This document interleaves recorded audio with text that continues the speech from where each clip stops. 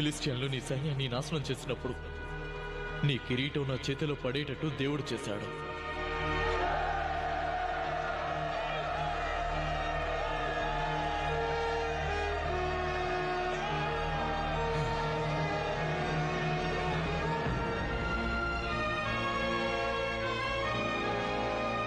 ఏడు సంవత్సరాలు హెబ్రోన్లో ఉన్న తర్వాత నేను నా సైన్యం జెరూసలేం చేరుకున్నా. ఇంతమంది హెబ్రోన్లో ఉండటం కష్టసాధ్యం. అక్కడి ప్రజలకు విన్నవించుకున్నాను, జెరూసలేంని మా రాజధానిగా చెయ్యమని. కుంటివాళ్ళు గుడ్డివాళ్ళు చాలు మీ సైన్యాన్ని ఓడించడానికి అని వారు అన్నారు. మీ ఉద్దేశం ఏంటి?